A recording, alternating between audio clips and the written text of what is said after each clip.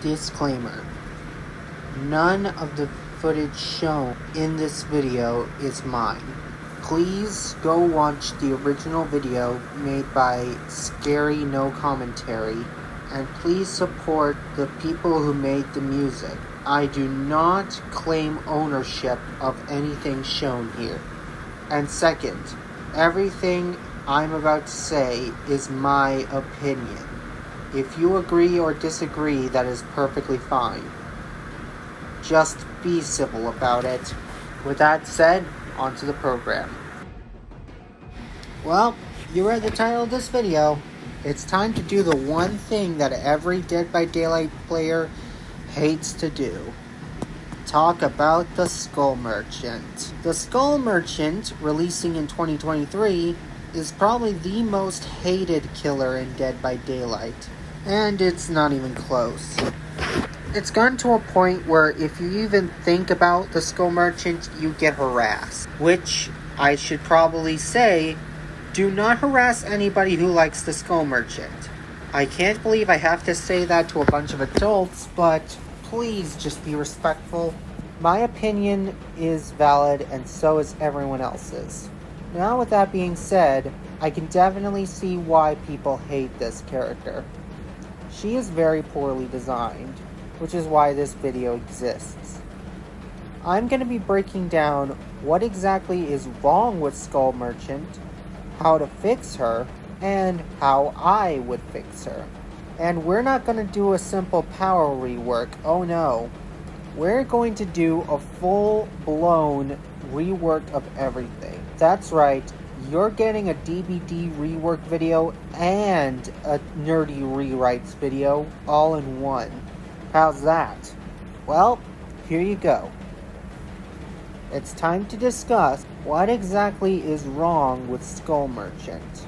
I think Skull Merchant's whole problems can be boiled down to 3. Problem number 1. Her design tries to be too much in one. First off, she has a blade hand that looks very similar to the Predator, and she has a mask, kind of resembling Vega from Street Fighter. Now, if that's where it ended, it would be fine, but it keeps going. She then has a worn down, weird looking cloak, which does fit her character, but it keeps going. She then has a bunch of diamonds on her mask, and this is where things start to fall apart. The diamonds on her mask are meant to represent how she's a self-made millionaire, which is fine, but she's also supposed to be stealthy, which the diamonds would definitely give that away.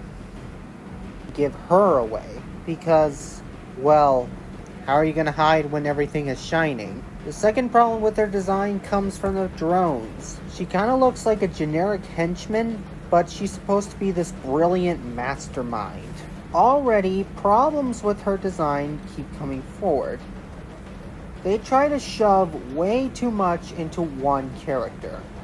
The same goes for her backstory, which is problem number 2. Her backstory can be summed up like this. She's a weeb. I don't really like using that term, but basically she's someone who likes Brazilian comics and anime, who also loves her tools of torment. See what I did there? She wants to become the mastermind from her father's comics, which is great and all, but there is one major problem. What happens after her father's disappearance? She just becomes a millionaire out of nowhere. Look, I know a lot of people already complain about this, and I already complained about it in my ranking every Dead by Daylight killer video, but it bears repeating. How do you become a millionaire just by reading a book in a library? I get it, there were steps in between that, but her lore didn't really explain that. Which, all I can say about Skull Merchant and her biggest problem, in my opinion, is the fact that they had a good idea, or should I say multiple good ideas, but they just kept shoving them into one character. Seriously, I feel like you can make 2 good characters out of Skull Merchant's backstory, and I would love both of them. But No, they tried shoving it into just one character, which is her problem.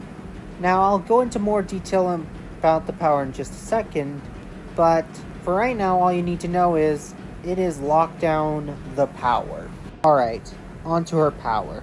Her drones are very interesting, and dare I say, really unique. I like the idea behind these drones. They basically lock down an area, and if a survivor is too reckless, they will be punished for it. Basically, if you stay still, repair a generator, or do anything that doesn't involve moving, then the drones will not get you. That's really good. But if the Skull Merchant forces you to move, then you're going to get punished for being too reckless in the drone's radius. So what's the problem? The problem is Skull Merchants like to place their drones around 3 gens. And when that happens, it makes it really hard for people to escape the 3 gen. Now granted, the power is no longer good enough to hold a good 3 gen. In fact, hear me out here, I think the power now is, or at least before it got nerfed, was actually pretty good. Skull Merchant will actually make you think. But now that it's been nerfed to the ground, what exactly does she have left? The answer is not much. Skull Merchant is really weak now, with her best iteration being a chase-focused power that also had a bit of lockdown, so that survivors couldn't get reckless. But also, Skull Merchant had a way to fight the survivors. Now, her original power was almost inexcusable, but I like what it became, and I got actually really upset when the Skull Merchant got nerfed. So, with all this in mind, her power being really good and the rest of her being really bad, how would behavior fix this character? Well, they're already trying to, but you see, people aren't too happy about it. And that's mainly due to one big reason. Behavior is trying to rework Skull Merchant from the ground up in terms of her power, and the Skull Merchant mains don't like it. Is this a problem? Actually, yes it is. Because people who invested their time and money into a character only to have them completely reworked from the ground up with absolutely no warning is pretty upsetting. So, how on earth would behavior be able to fix them? Well, mainly try to fix the lore, for one thing. And the other thing, make it so that the original power is still in there somewhere, but it gets reworked into something really good. Now, before you say that's impossible, need I remind you about Freddy Krueger's power and the Doctor's, which basically is what I'm explaining. And before you say that Freddy Krueger got a full rework to his power to the point where he doesn't even resemble what he once was, nobody really liked what he once was. And no one was sad to see it go. People are actually sad to see the old Skull Merchant go. So, I am going to be reworking her character, but there will be elements left in there for her old fans. And before you say that the only way to fix Skull Merchant is to remove her entirely, people pay $12 for this character. They are not going to be happy if you remove her. So, let's start with her backstory. Her new backstory is as follows. Skull Merchant was once a young lady growing up in Brazil. She had a knack for technology that was unmatched. Her passion was taking apart electronics and rebuilding them into cool new contraptions. But what pleased her most, and what her true passion was manga and anime. She was in love with all the special, cool, and crazy contraptions made within Japan's stories. But her favorites were ones written up by her father, especially one story that was about a character known as the Skull Merchant. The Skull Merchant was a hero who was also a millionaire. With her technology, she would save the world, but with one catch. She was brutal, ripping apart people and selling their skulls to make a living. Granted, the people she ripped apart were only bad people, but it was still enough to throw her father's manga into controversy. The Skull Merchant mangas were eventually cancelled, and she, for one, wasn't very happy with this. But Edo knew that there was nothing she could do. One day, however, things would change forever. As a group of muggers attacked her, she whipped out a blade and started to attack, killing them in the process. The rush she felt was unique, different. It was scary at first, but she ended up liking it. So she decided to fashion herself a new weapon, a bladed arm that would cut her opponents efficiently. However, to show off a little bit of her personality, she had little anime stickers stuck onto them. She wore a plain outfit to make sure that she stayed hidden. And, taking a page out of her father's manga, she fashioned the skulls that she would pick up from her enemies and make them into drones. Of course, she knew if anybody saw her do this, she would be arrested, or worse. So, she did it all in secret.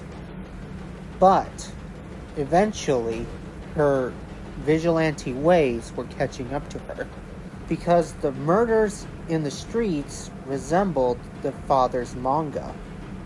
Ada wasn't worried about this at first, until the police swatted her family. She tried to protect her father, but it was already too late. He was gunned down mercilessly in self-defense. She was devastated. In retaliation, she attacked the police, ripping out their skulls to create drones. Eventually, the police caught on to this, and they were about to arrest her.